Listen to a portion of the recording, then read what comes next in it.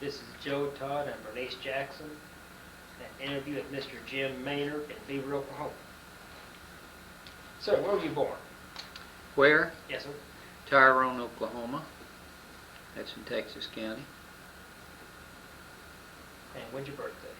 August the 3rd, 1925. I was born on a Monday. Who's your father? My father's name was J.S. or James S. Maynard. And your mother? Frankie May. That's M-A-E. What was her name? Williams. And where were your parents from?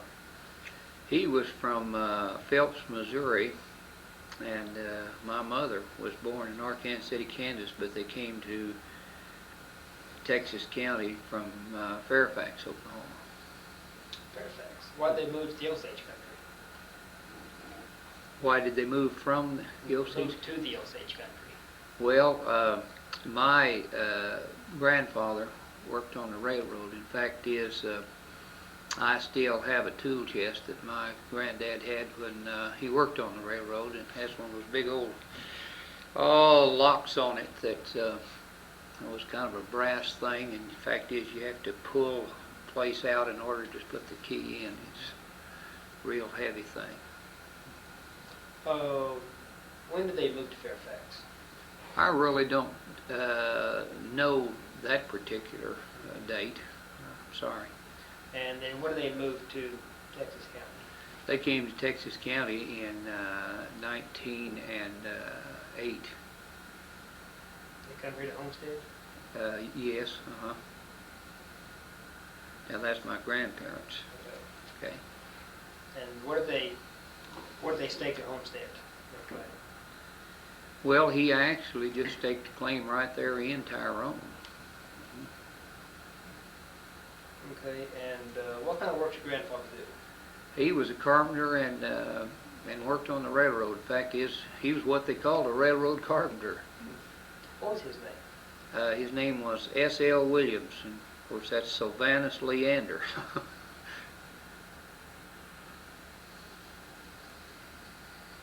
Okay. And what kind of work did your father do? My father was a newspaper man. In fact, he worked on the Herald Democrat here in Beaver for Maud Thomas when, as I understand it, she combined the two papers. There was the Herald and the Democrat, and she combined the two papers.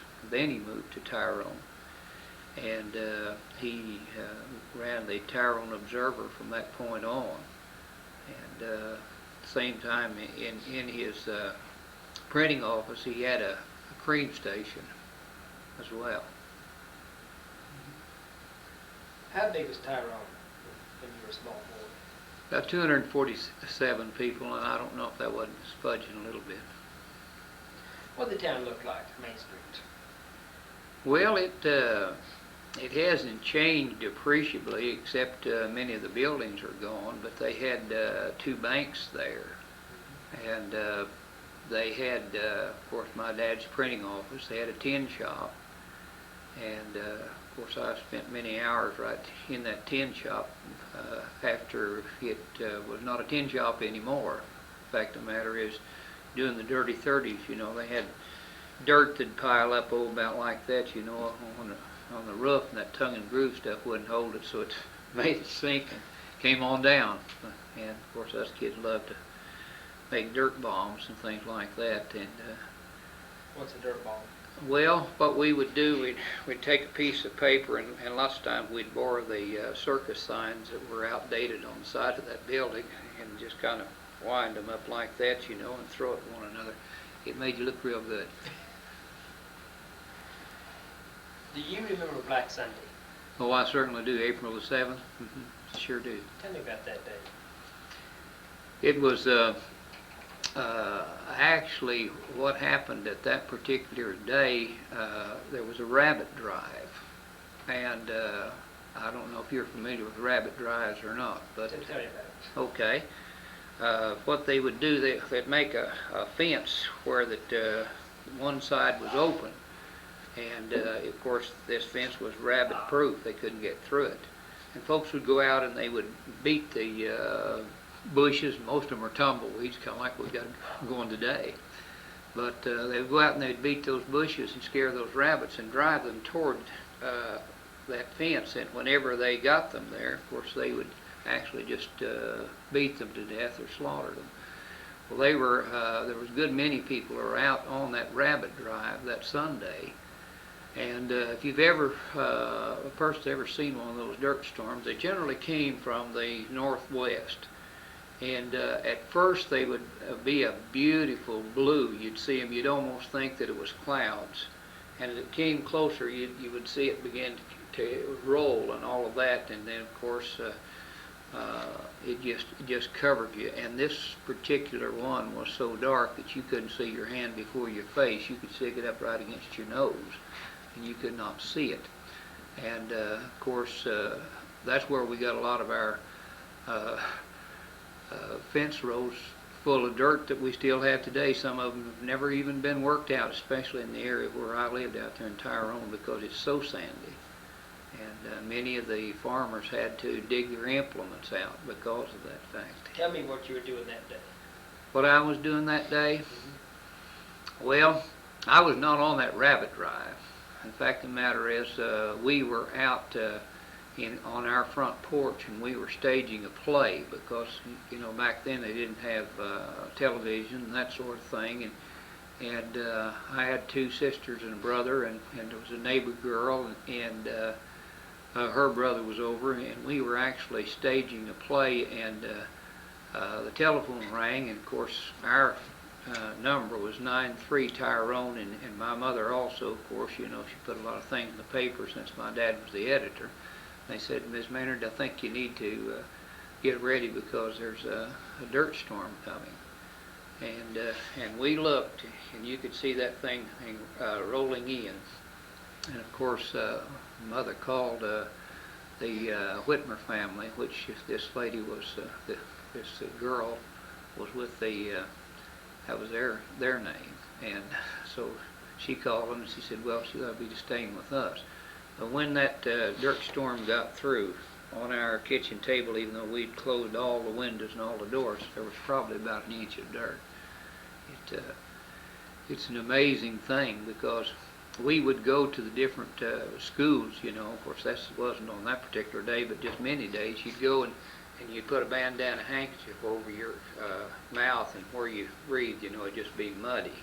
But that was a thing that was rolled in it. And one of the interesting things that I thought about that dirt storm when out there at that rabbit drive, we had a man whose name was Jim Carpenter, and he was on this rabbit drive, and when it came up so fast, you know, that all they could do just hit the ground and be on their face.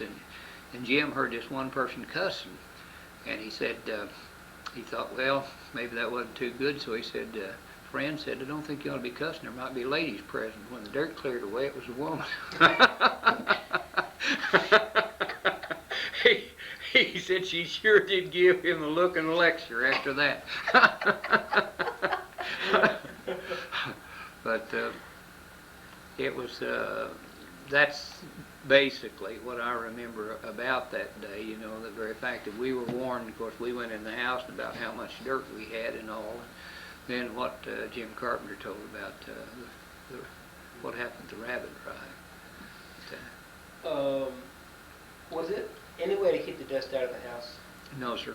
No, sir. I don't even believe with the tightness of the houses that we have now that they could have done it. My dad took what they call icing glass, you know, and took slats, you know, these little old slats about so wide and about so thick, and nailed them all the way around like, you know, you would if you were expecting a blizzard. But it just sifted in. Now, I'm sure that it wouldn't sift in quite as much with houses that are built much better. But the fact of the matter is, they told us that many of the guys, when they tried to go into the war there in World War II, that they found out that they had dust scars on their lungs, and if they were going to try to be a pilot, they eliminated them for that. I don't know about me, because I was in the infantry. What caused those dust storms? I really don't know. I think there were several things. I think it was poor methods of farming, for one thing. I think it was the lack of rain.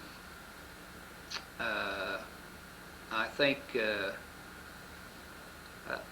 you know, with the drought and the poor method of farming, because we have a tendency to leave more trash on the top now, and then of course I think that the way some of these folks talk about the different air currents and all, I think that had something to do with it. But there was just a lot of electricity in those in that dirt. It was. Oh, a lot of electricity. What would it do? Well, actually, when it was, you know, coming or was in a dirt storm, and maybe, you know, you did have the lights on, you wouldn't have to rub your seat like this and then go touch the blackboard to get an electrical outfit. You could take and get your hand about like that, and it almost like, you know, the spark jumping from a How far would it take to jump? Oh, about like that. What, an inch or so? It wouldn't be any more than that, but there was just a lot of electricity. In fact, the phones, whenever you tried to call during one of those storms, it'd almost be like, you know, if you're having like a thunderstorm. And of course, you know, sometimes we would get a little bit of rain during that time. And I remember one time we were going home from my dad's printing office, and the dirt was blowing and it began to sprinkle. And actually, it rained mud on us. I mean, it just be mud spots, you know, where it rained on you. Well, didn't they put chains on the cars? Wouldn't the cars stall and they'd have to put chains to drag the chains to ground the cars? Bernice, I don't know about that. My dad didn't have a car, so I really don't know. And it's highly possible. You just have to talk to someone else on that, because, I really don't know. But I do know there was a tremendous amount of electricity in that, and it was an interesting. The fact of the matter is, when you've been through something like that, there's really no way to describe it. It's kind of like an Oklahoma sunset. You know, you just have to see it. You have to experience it. You mentioned your dad working with a postmaster, was it, or printer? Yeah, printer. What was the printer's name? His name was Jim or J.S. Maynard, but the publication he put out was the Tyrone Observer. The fact of the matter is, there was an old boy that his name was Lindsay, that he was the depot agent. He always had a column in there, Tyrone through a keyhole. And he said one time there, when he was looking through that keyhole, well, all he got was a knife full of dirt. So, I mean, he was a real character. He should have been writing today. He really should. He's kind of like John Erickson or some of those people. He really had a sense of humor. It was very, very. That was your father? No, R.T. Lindsay. My dad was a good writer, all right, but most of all, he just reported the news as he saw it, and he kind of used a humorous slant. But all of R.T. Lindsay's column was humorous. Where did you start school? Where did I start school? At Tyrone. Tyrone. I spent all 12 grades through the Tyrone school And you system. graduated what year? 1943. 1943. Mm-hmm. What kind of games you play at school? Well, we played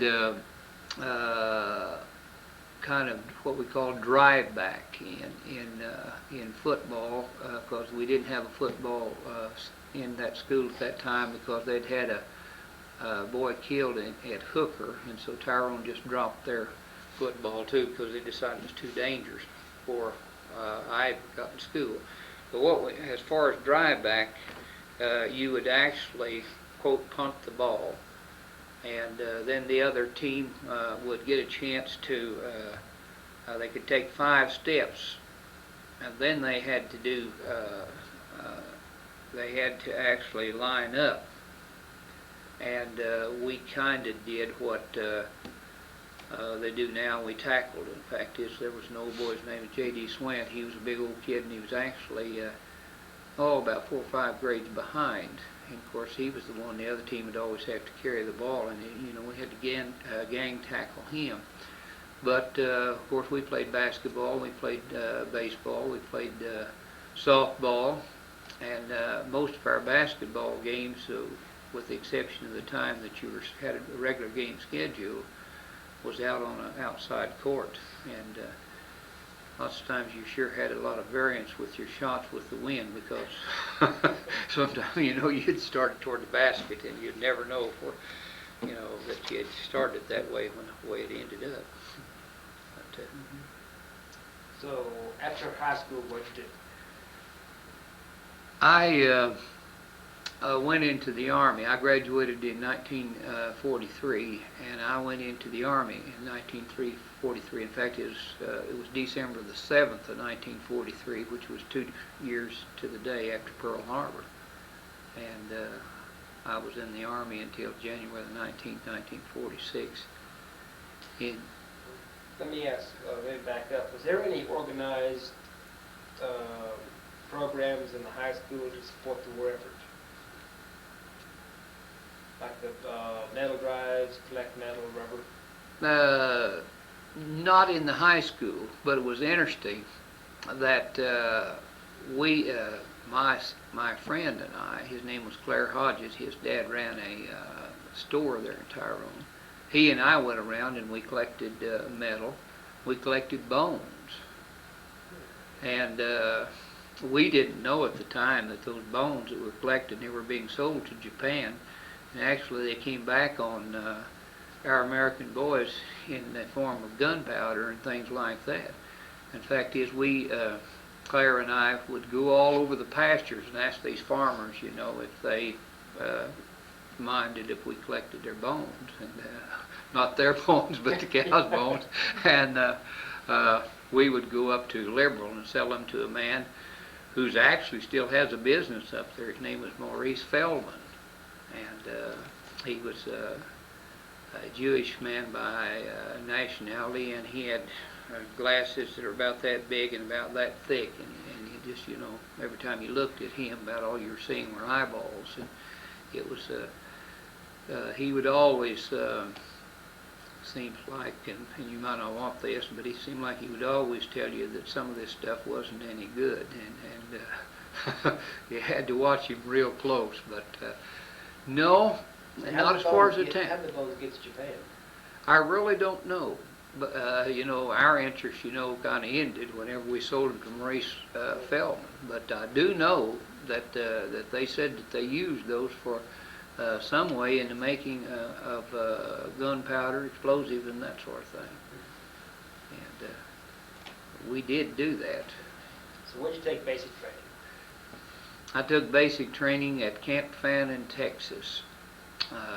It was a IRTC Center, which means Infantry Replacement Training Center. Where is Camp Fannin? It's near Tyler. It's in East Texas. It's near Tyler, and I always felt like that the Germans would have done me a favor if, when I was in Tyler on pass, they'd come over and bomb the place. Tell me about basics. Why do you feel that way about Camp Fannin? Well, for one thing, it seemed like that it rained about every day, and of course, there wasn't any reason, as far as our sergeant was concerned. His name was Sergeant Trotter. There wasn't any reason that you could report the next day with a dirty raincoat or dirty fatigues. I mean, and so that meant that after the lights were supposedly even out in the barracks, that you had to go into the latrine and wash your fatigues and raincoats and things like that. And the fact is, one time he had mentioned to some of them that because of the fact that we got in so late, we weren't going to have to wash the raincoats, and I didn't know it. And I washed my raincoat, and I reported with a clean raincoat the next day, and Sergeant Trotter talked about it, and he bawled the others out for not doing it, and I wasn't very popular at that point. But we just had a lot of, it was actually what we felt like concerning Camp Fannin, that there was a guy in Washington that he tried to find a place where a dog couldn't exist, and that's where they bought for the Army camp, to train folks, because we felt like, that it was actually the Humane Society would have turned them in for having dogs there, But it was good training, because when we got overseas and were committed in action against the Germans, why, it all paid off. And of course, I was, I think probably I weighed about 135 pounds at that time, and when they were showing us how to do hand-to-hand combat, I had a fella that was my partner. He probably weighed 185 to 190, and we were taught to throw one another over our shoulder. Well, it was kind of hard for me, because when a guy knows what you're going to do, then he can kind of keep you from it, and it was really hard for me to throw him over my shoulder. But for me, being 135 pounds, it was no problem for him to throw me, and about every time I did, while you lost your breath. And then of course the obstacle courses, they were not too much fun, because the fact you had a time limit, plus the fact that some of those things that got you over were actually taller, I believe, than this ceiling. Like you'd have to hit that board, and there was a rope, and you were supposed to actually, and I was short-legged anyway, you're supposed to be over that thing with two, to walking up that board with 2 steps. So there were a lot of things there that I didn't particularly like. I liked the rifle range, and ended up being a sharpshooter. But the fact is, I missed one point of being an expert marksman. So. After basic, where'd you go? After basic, we went to Camp Henderson, Kentucky, and actually that was just kind of a delay in route, because at that time a young man who was 18 years old could not go overseas. They had to wait till you were 19 before you went overseas, and so they were actually just killing time for us. It was kind of attachment for rations and that sort of thing, and that's all it was. And then we went to Camp Butner, North Carolina, for the same thing. And then I went on to Fort Meade, which was actually the port of embarkation before we went overseas. And where'd you go overseas? Well, we went to England first, and it was Cirencester, England. Tell me about the trip over. Well, we went up on the USS Brazil, and it was 12 days. And of course, the thing about it is, they told us when we started, do not get close to the edge of the ship, because if you get close to the edge of the ship and you fall over, that's it. Because you see, they had a convoy, and all of those, that whole convoy was actually kind of staggered out to the place, just kind of like an infantry squad would be staggered out, in order to not be vulnerable to the enemy, getting more than one person at a time, or more than one ship. And so we stayed. If we were at the rail of the ship, I'll guarantee you we held on. And there's sometimes, where the waves got like that, and many of the fellas got seasick. I never did, but I know they had a standing statement that if you were seasick, just say lady with a baby, and and of course, like the morning sickness of a woman, she'd throw up, and you say lady with a baby, and I'll guarantee you what they'd clear, but nobody wanted you to throw up on them, and you'd throw up overboard. And we spent 12 days, but mainly what they told us, of course, we really didn't know what was going on, but they told us that we were dodging submarines and things of that nature, because, and then we docked, of course, in England, and we were in Cirencester until we went over in France.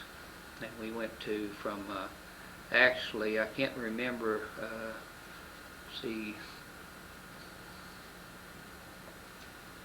can't think of that name. But I know it was a well-known English port. But anyway, we went into Le Havre, and when we went into Le Havre, we had to get on smaller boats because there were so many boats sunk in the harbor of Le Havre that they could not take a big ship in there. And we went into Le Havre, and when we landed in France, the next day it began to rain. And I'll tell you what. We had put our pup tents out, and of course they told us that it'll rain, and they told us that now you ditch around it, and we ditched around it, and I believe that the ditch we had around our pup tent was about that deep, about that much, but it rained so hard that we had to just get up and stand up because it was the water came across in that ditch. You know, of course that wasn't as tough as some of the fellows had. There's no question about that. So, did you go into combat there? No, the first combat I saw was in the Belgian Bulge, and I was wounded the first time on Christmas Day. Tell me about traveling from Le Havre to Belgium. How'd you travel? In a boxcar, and Is that a 40 and 8? I really don't know how much the boxcar was, but it seemed to me like they'd say, well, are you guys comfortable? And if we said yes, well, they put a bunch more guys in. I know one thing, you couldn't move. And the thing about it is on this train, as they were taking us up there, you say if you had to relieve yourself, you had to actually, tap a guy and tell him, hey, now, I'm trying to get to the door so I can relieve myself. And what they'd have to do, they'd kind of have to, instead of being flat like this, they'd have to roll over there on their sides so you could put your foot in between, in order to step and go to the door. And it's kind of almost like musical chairs. I mean, this guy'd roll and this guy'd roll. And of course, you pretty well knew that you really had to go before you'd run all that gauntlet of even going. There's no question about that. But they moved us a whole lot of time by night, so we really didn't see too much. There's one time we stopped there in France, and of course we kind of crowded around the door, and these guys that were Frenchmen, I can understand why they'd do it. They'd come, and they'd beg. And, this one fella, he had probably less teeth than I've got right now, which isn't too many, and he didn't have too many teeth, and we'd, insult him, in English, and we'd say, you're that way. He'd nod his head, and we kind of got our jollies that way, which wasn't too great, but there's nothing good about war, really. There's just nothing good about war. So what unit were you a member of? I was with the 75th Infantry. And where'd you go in Belgium? The first place that we went in Belgium was right around Antwerp, but in Belgium they had what they call Buzz Bomb Alley, and I think the first town that I remember was Burtonville, Belgium, and what they did, they told us that we were to go out here and dislodge the Germans out of that off that hill, and they suckered us in. There was a big old tall hill, and of course when we talk about hills in Belgium, they'd be mountains in Oklahoma, but the Germans were here and ran like here, kind of like a comb. And kind of U-shaped deal? Yeah, and we came up this way, and we thought we had driven them off that hill, but we hadn't. And there was friend of mine and I'd run around with. His name was Robert Whitmore. He got a Silver Star that day, but posthumously, because he destroyed 3 machine gun nests. But the thing about it is, those German machine guns, whether they were what they call their, we call it burp gun, because whenever they went, you know, they'd actually just kind of go up. They couldn't hold it because they shot so fast. In fact, it was 1,000 rounds a minute is what they shot, compared to ours, which were 300, but ours were more accurate. But anyway, they always had, they'd have what they call a crossfire. And you get to thinking about it, whenever they have a machine gun nest here and a machine gun nest here, and they cross right there, there's a possible of 2,000 rounds a minute coming right there, you know. And so actually what they did, they began to drive us back. And so we, you know, you don't just run back like you turn tail and run. We'd go back and we'd kind of try to regroup. And I was here, and there was a fella here, and there was a fella here, and there was a fella here, and there's a fella back here. And this guy got up with that burp gun. He was over there kind of behind a tree, and he cut loose, and every one of these fellows, except me, was killed. And 5 bullets went through the back of my field jacket, and I have what they call a bullet burn right back here now. And all of them were killed but me, but 5 bullets went through the back of my jacket. In fact is, they said that had it been about a half-inch lower, I'd either been paralyzed or dead. And actually it was, when it hit me, it almost felt like I looked around to see, because I thought that the German had sneaked up behind me. How, I didn't know. But I thought he'd sneak up behind me, hit me in the back, because the impact of that thing just felt like somebody just, you know, clobbered you, even though it was just a burn. And we lost a whole bunch of casualties in that day. In fact is, I have a letter that I wrote the next day from a field hospital in Germany that was what they call a V2 letter. And it's telling my folks about the very fact that what I saw on Christmas Day, you know, was anything but the peace that Jesus came to bring, you know. And of course, I didn't want my folks to know that I'd been wounded, and I didn't know at that time that they sent you a letter, you know. And of course, anything, unless it entered like that bullet went across my back like that, anything that didn't enter into your body proper.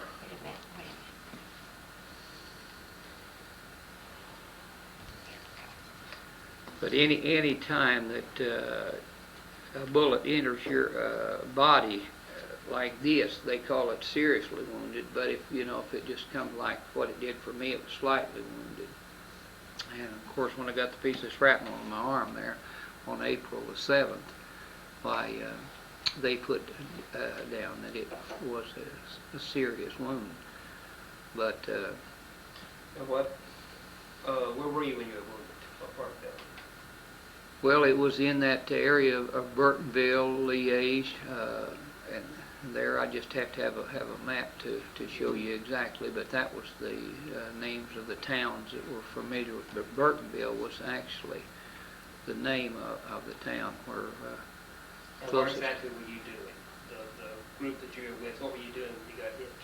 Well, we were trying to dislodge the Germans from that hill. In fact, like I said, they suckered us in.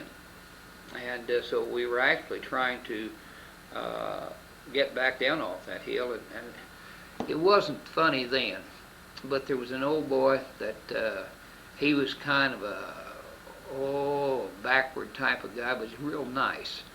And whenever they had told us that if anybody went down, just to disregard them and go on, because hopefully the Germans would be decent to them, even though, they shot a bunch of around Malmedy and that, took tanks in and just take the turret gun and just cut them down, But anyway, this old boy went down. And they had what they called hedgerows, and the hedgerow wasn't like we would have hedges, but they would have, it would be a fence, and then the hedge would be in front of the fence, but this fence would be here. It was made out of rock, and it was about that thick. And so when we got behind that thing, well, here come this old boy, and he had his helmet in his hand. And it just looked like that somebody had taken some kind of a hammer and just hit into his helmet, his steel helmet. And I told him, I said, I thought you were dead. He said, well, he said, when I went down, I thought I was dead too, and I fell to myself, and I was breathing, so I got up and ran on. And it was kind of that type of thing. And then there was a real serious deal where that this fella had been shot in both of his legs, and he didn't feel like he wanted the Germans to capture him that way, and he pulled a grenade and held it to his chest, and of course he blew himself up. But that part is not good in a way, but in a way I look back at it and I say that I'm proud of the men that I fought with. I fought with a guy that was he was just a PFC like I was at that time, and can't think of his name. Yeah, it was Kazmar, and he was a real good soldier, but he ended up playing football for Purdue University after we got out of the service. In fact, he was an All-American. Of course, at that time, they played both ways. But there were guys like that you look at and you say that I was real proud to serve with those guys. So after you were wounded, where were you taken? I was taken to a field hospital in Belgium, and I'll never forget, we had an old boy, his name was Ivy, and he was one of our sergeants, and he always tell you dirty jokes. And when we were there in Liège waiting to go on up to where we were in the front lines where we committed an action, he was telling a dirty joke, and one of those buzz bombs started coming over. Of course, that's a V-2 rocket. It started coming over. And boy, it scared him so much, and we all filed out of the boxcar, and hit the ditch, because it was better to be there than in the boxcar. And when we got back in, we tried to remind him what the dirty joke he was, and he couldn't even remember it. And when I got in the hospital, there was that guy. He was one of the first guys I saw, and he had what they call battlefield fatigue. And I said, "Hi, Ivy." He didn't even know who he was. And it was about that time that they began to dig two-man foxholes, because they did one-man foxholes, and they felt like, that a guy could stand this pressure better if he had somebody to talk to during that time. And so that's what they did. And then there was another person in there. Little old boy was 12 years old. He was a German, and he'd been in one of Hitler's youth groups. And so the thing about it was that if they did well enough, they rewarded them by letting them go into the Wehrmacht army. Now, the Wehrmacht army was the regular army. Of course, the SS troops were Hitler's elite guard. But and then toward the last of the war, we ran into what they called Volksgrenadiers, which actually, the word Volks is a German word for folks, And they were actually kind of farmers or people, that they felt like, well, hey, they can kind of defend the fatherland. But those, that's some of the sights I remember, and all they did, was clean that wound, because like I said, it was a bullet burn, and you've almost got to see me when I get a suntan or something like that to even see where that is anymore. Where was the hospital? What part of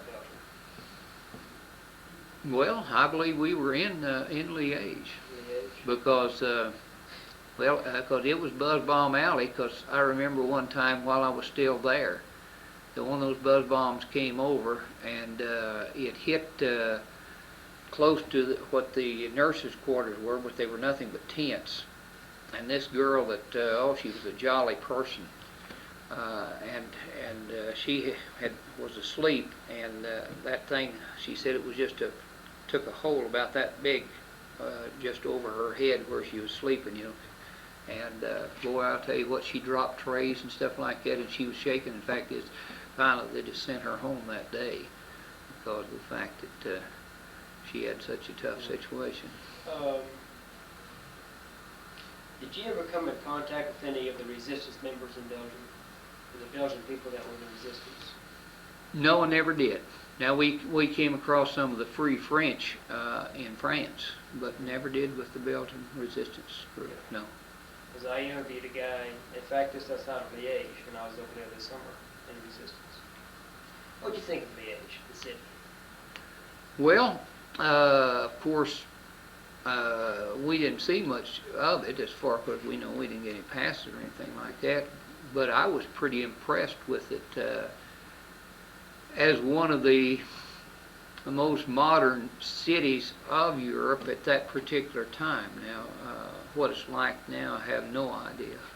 Now, were you in the city itself, or were you on the outskirts of it?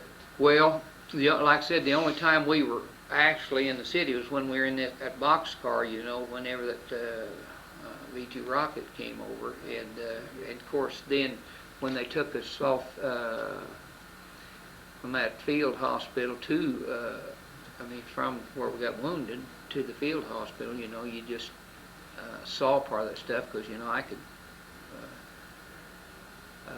could look up because after all, I had that bullet burn across my back. I did lose quite a bit of blood, however, but the fact of the matter is, I ran with the medic for a long time, and whenever they got me in the medic station, why, that old boy came along and he took my, I didn't have glasses at that time, and he just took my eyelid like that and raised it up. He used to put him on a stretcher because said he's about to pass out, you know. And, now, you said you took 5 bullets in your field jacket. yes, there were 5 bullets went through my field jacket, the back of my field jacket. Just grazed you then? One of them just grazed me, yeah. Which people say, well, what do you think happened? I said, well, it's simply that. It wasn't my time to go, because I feel like, you know, that everybody's going to die when their time comes. If you've ever been in combat and you're still alive, you're going to believe it, that's for sure. So, how long were you in the hospital? I was in the hospital probably about a month. Now, you said you got injured in April, also with... That was April the 7th of 1945. Where was that? That was in, we were approaching Dortmund, Germany. And when'd you cross into Germany? now, I really don't know the name of the town. It just doesn't register. Did you go through Ardennes? No, that was Patton's army. Yeah. No, you see, I was with. We got moved around. I was in southern France with Patch's army, and I was in Belgium with Hodges' First Army, and let's see, who was the other one? Anyway, I was in the 7th and the 9th and the 1st Army because they moved us around. And of course, we always thought, you know, wherever they wanted somebody to have to lose a bunch of casualties where they sent us, but I don't know. But I know that, you know, if they were going to move us, one of the things they did was make sure that we took our patches off of our fatigues, you know, because they didn't want anybody to even notice what our division was. But we lost a bunch of them in that first. I think there was only about 30 some left out of our company that first Christmas Day we were committed in action.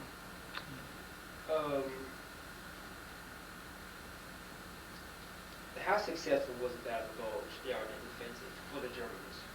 For the Germans? Yeah. Was it successful? Well, I think it hurried up the end of the war.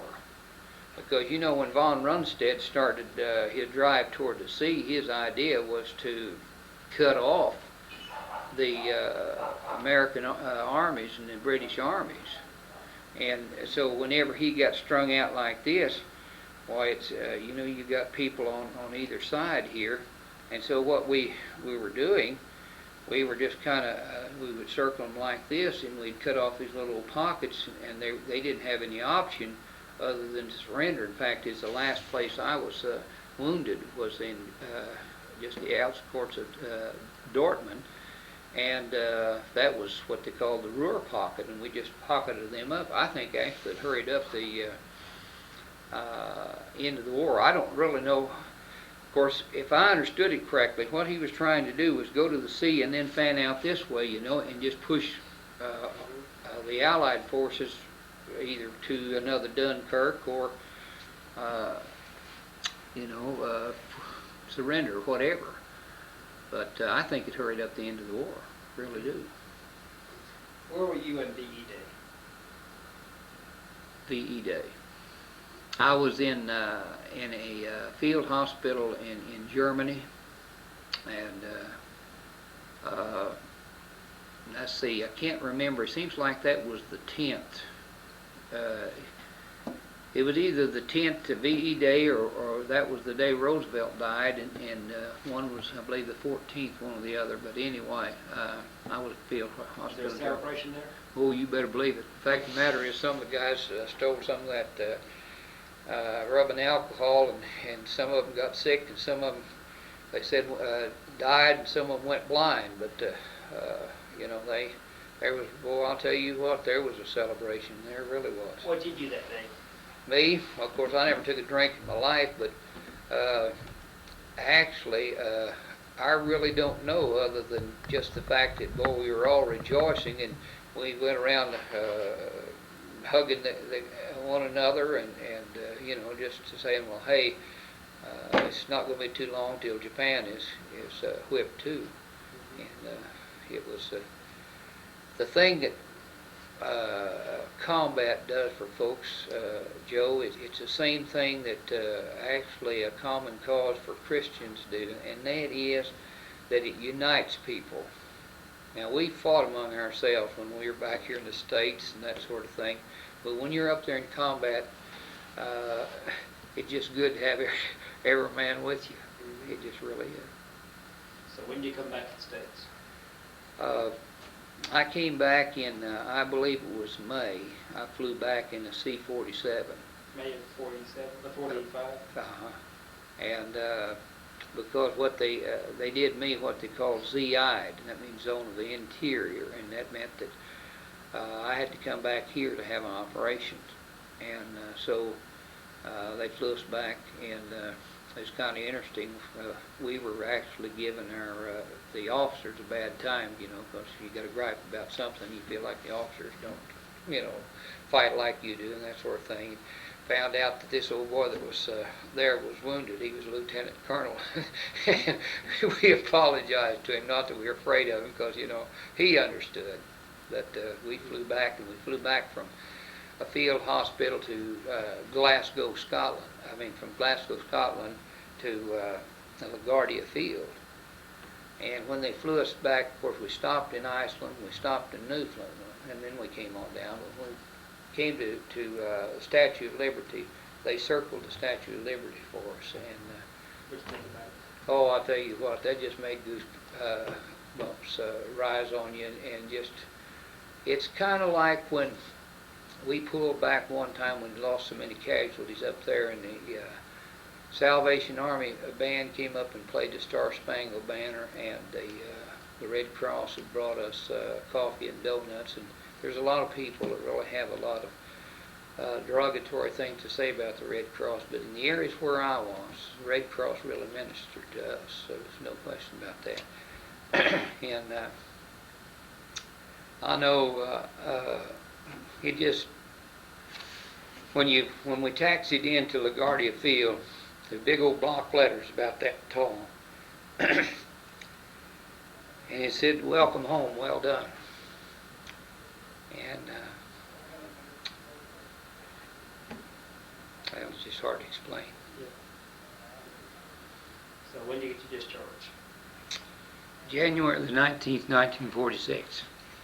But of course, at that time I'd had an operation. See, I had a piece of shrapnel go through my arm, and they put a cast on it, put it up there like that, and then when they took the cast off, they had a collar here like they used to tighten the screen doors with, and they turned that thing out.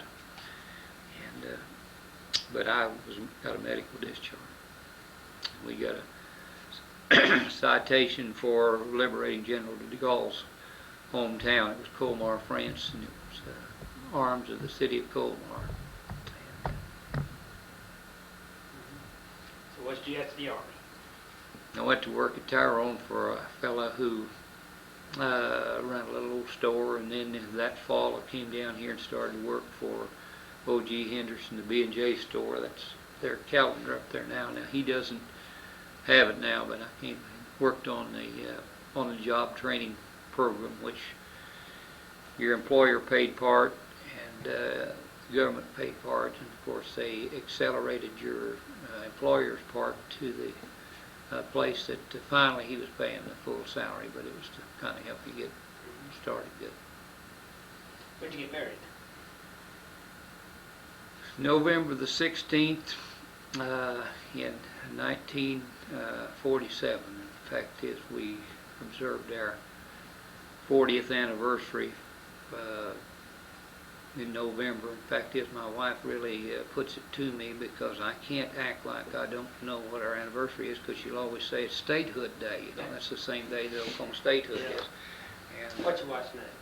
her name is Juanita. Now, it's spelled W-A-N-I-T-A, and her family is one of the older families in this area. In fact, her granddad came and established a sod house down here on the Beaver River, which actually where he established that is now part of the Maple Ranch, and well, actually Mayo now, but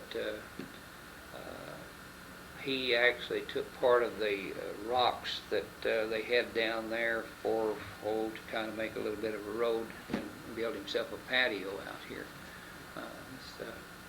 What was your wife's name? Evans. Evans. And like I said, they were one of the older families in this area. Well, anything else about the war you can think of? Well, my wife and I were talking about that the other day. I didn't even know I was going to be asked to. We're just about through. Finish that right now. Oh, okay. It'll be about an hour. It'll be about an hour. We were talking about that the other day, and one of the things that we felt about World War II was the fact that our nation was behind it. It wasn't something that was wrong or to be looked down on to be patriotic. And we felt like, of course, we had a cause. And you know, Joe, that's one of the things I hurt for the guys in the Korean campaign and Vietnamese campaign, because folks have a tendency to look at those guys like they were almost traitors to their country rather than American heroes, which I think is wrong. And of course, I've written some articles that's been printed in the hello Keith in the Daily Oklahoman. But you know, as far as I'm concerned, it's kind of like I put in one of those articles. I think one of the great things that we don't learn from history is that we don't learn from history. That's true. And you know, we helped liberate some Russians over there in those concentration camps, and I can remember this one was kind of a mini concentration camp in relationship to some of the others. And these, I probably weighed 140 pounds at that time. Some of these big old Russian women that had been in this slave camp, I think they probably weighed 240, and we were helping them put them up in those big old army trucks, you know. And they were thanking us, and I really believe that they were grateful, but they're not the people that we need to be aware of or afraid of or concerned about. To me, as I look back on that, you know, we had orientation films, and one of the things that they used so much was the idea that every time Hitler was getting ready to attack another nation, he'd sign a peace treaty with them. And then at the end of showing that, and what he'd done, that it'd say, Norway will not forget, or, these countries would not forget. But to me, like with Gorbachev here right now, Joe, I don't trust him. I don't trust anyone who has forgotten of how much we helped them, because if we hadn't helped them, and send all those equipment across those frozen lakes and things like that, Hitler, in my judgment, would have overrun them, rather than them being able to turn around and come back.